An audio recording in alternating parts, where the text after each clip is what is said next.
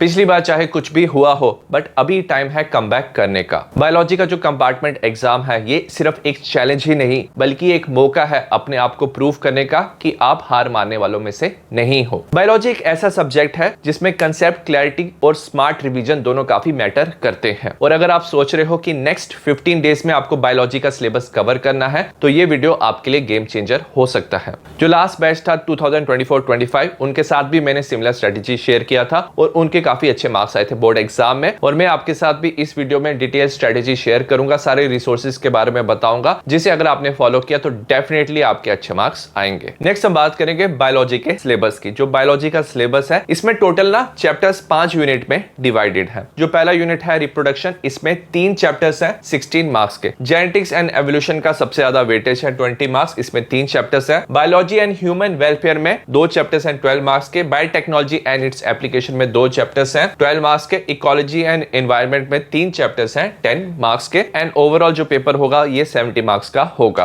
अगर हम बात करें प्रेटो प्रिंसिपल की, ये हमें बताता है जो 20% एफर्ट है ये 80% रिजल्ट देता है। सिमिलरली बायोलॉजी में भी कुछ ऐसे इंपॉर्टेंट टॉपिक होते हैं जहां से मैक्सिमम क्वेश्चन पूछे जाते हैं, तो वो इंपॉर्टेंट टॉपिक आपको जरूर पढ़ के जाना है और उससे रिलेटेड क्वेश्चन प्रैक्टिस करने हैं। और मैंने इसका जो पीडीएफ है अपने टेलीग्राम पे डाला हुआ है, टेलीग्राम का लिंक डिस्क्रिप्शन में है, तो टेलीग्राम में जाके ना आप ये पीडीएफ डाउनलोड कर सकते हो। सबसे पहले जो एनसीईआरटी है बायोलॉजी में सबसे ज्यादा इंपॉर्टेंट बुक है। जितने भी सारे कंसेप्ट हैं एनसीईआरटी से पूछे जाते हैं, तो आपको एनसीईआरटी की क्लैरिटी होनी चाहिए और आपको एनसीईआरटी अच्छे से पढ़ना है। बट बहुत सारे स्टूडेंट्स को एनसीईआरटी पढ़ने में प्रॉब्लम आती है, सो दैट्स व्हाई ना एनसीईआरटी के हिसाब से मैंने नोट्स बनाए हैं। इसका पीडीएफ आपको मेरे टेलीग्राम पे मिल जाएगा। तो आप मेरे टेलीग्राम पे जाके फाइल सेक्शन में कोई भी चैप्टर के नोट्स सर्च कर सकते हो, तो आपको ना ऐसे नोट्स मिल जाएंगे। इस नोट्स में ना आपको हर एक इंपॉर्टेंट पॉइंट एनसीईआरटी के मिल जाएगा, इंपॉर्टेंट साइंटिस्ट, हर एक चीज आप यहाँ से कवर कर सकते हो। इसका प्रिंट आउट भी ले सकते हो। ये आपको ना एनसीईआरटी कवर करने में काफी हेल्प करेंगे ये नोट्स। उसके बाद क्विक रिवीजन का आप वीडियो देख सकते हो नोट्स के साथ, ठीक है। तो मेरे चैनल पे मैंने क्विक रिवीजन का वीडियो बनाया 30 से 35 मिनट्स में। तो इसमें आप क्या कर सकते हो, इजिली चैप्टर ना पीडीएफ के साथ जो नोट्स है इसके साथ अगर आप वीडियो देखोगे तो इजिली चैप्टर आप कवर कर सकते हो। जो भी इंपॉर्टेंट, अगर आपको क्या दिख रहा है, आपको कोई लाइन दिख रही है, इंपॉर्टेंट डायग्राम दिख रही है, प्रैक्टिस करना, important name, scientist name, experiment, तो हर एक चीज आप क्या कर सकते हो, कवर कर सकते हो। बट याद रखना सबसे पहले आपको हर एक चैप्टर ना डिटेल में पढ़ना है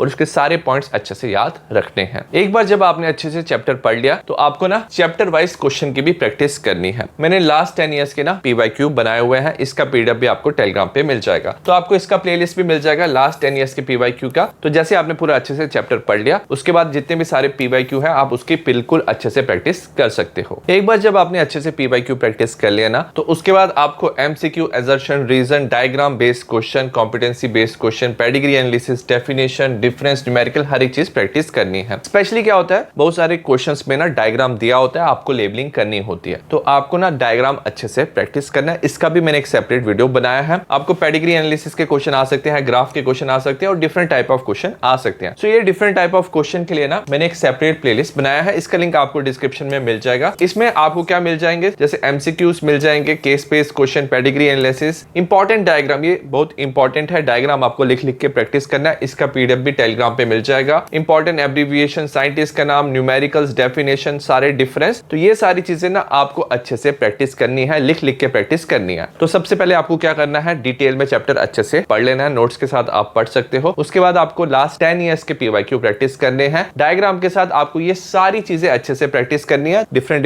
चैप्टर्स के लिए आपने सीक्वेंस में प्रैक्टिस किया तो आपके जितने भी सारे कंसेप्ट हैं वो क्लियर हो जाएंगे और आप बायोलॉजी के लिए अच्छे से प्रिपेयर हो जाओगे। नेक्स्ट मैं बात करूंगा 15 डे प्लान की। जो बायोलॉजी का सिलेबस है इसको मैंने 3 लेवल में डिवाइड किया है, हार्ड, मीडियम, इजी। आप किसी भी लेवल से जो शुरुआत है वो कर सकते हो पढ़ाई करने की। अगर आपको ऑलरेडी कॉन्फिडेंस है तो आप हार्ड लेवल से शुरू कर सकते हो। अगर आपका कॉन्फिडेंस कम है तो पहले आप इजी लेवल के चैप्टर कर लो, देन मीडियम, देन हार्ड, ठीक है। सबसे पहले मैं हार्ड की बात करूंगा। ये जो चैप्टर्स हैं स्टूडेंट्स को थोड़े हार्ड लगते हैं, जैसे principle of inheritance variation, molecular basis of inheritance, evolution, biotechnology principle and processes. तो आप क्या कर सकते हो, 1.5 डेज में ना ये चैप्टर आप कवर कर सकते हो। तो टोटल ये जो 4 चैप्टर्स हैं आप 6 डेज में कवर कर सकते हो। क्विक रिवीजन देख लेना, उसके बाद इंपॉर्टेंट क्वेश्चन और बाकी जो एमसीक्यू, असर्शन, रीजन, न्यूमेरिकल, ये सारी चीजें आपको अच्छे से प्रैक्टिस करनी है। नेक्स्ट मीडियम में क्या है, sexual reproduction in flowering plants, human reproduction, human health and disease, biotechnology and its application. तो ये जो चैप्टर्स हैं ये 4 चैप्टर्स आप 4 दिन में कवर कर सकते हो। तो एक दिन में आप इजिली एक चैप्टर कवर कर सकते हो। और अगर इजी वाले चैप्टर की बात करूं, reproductive health, microbes, organism and population, ecology, biology and biodiversity. तो ये काफी इजी चैप्टर है, तो 3 दिन में आप ये चैप्टर इजिली कवर कर सकते हो। तो टोटल 13 डेज में ये जितने भी सारे चैप्टर्स हैं आप कवर कर सकते हो। तो 15 डेज में आपको क्या करना है, हार्ड चैप्टर आप 6 डेज में कवर कर सकते हो, मीडियम 4 डेज में, इजी 3 डेज में। और जो बाकी बचे 2 दिन है, इसमें आप क्या करना है, जितने भी सारे PYQ है वो अच्छे से एक बार रिवाइज कर लेना, देख लेना। कोई अगर आपको प्रॉब्लम आ रही है किसी टॉपिक में तो उसे वापस रिवाइज आप कर सकते हो। साथ में जितने भी डायग्राम है आपको लिख लिख के प्रैक्टिस करनी है। डायग्राम एंड ग्राफ ये काफी ज्यादा इंपॉर्टेंट है। बायोलॉजी में अगर आप डायग्राम बनाते हो तो आपको ज्यादा मार्क्स मिलने के चांसेस है। तो ऐसे आप 15 डेज में पूरा बायोलॉजी अच्छे से कवर कर सकते हो। अगर आपने ये जो प्लान है नेक्स्ट 15 डेज में बिल्कुल अच्छे से फॉलो किया, मेहनत किया, हार्डवर्क किया और फोकस से पढ़ाई की, तो आप अपना गोल जरूर अचीव कर पाओगे और आप बायोलॉजी में डेफिनेटली कम बैक करोगे। All the best for your exam. See you and bye.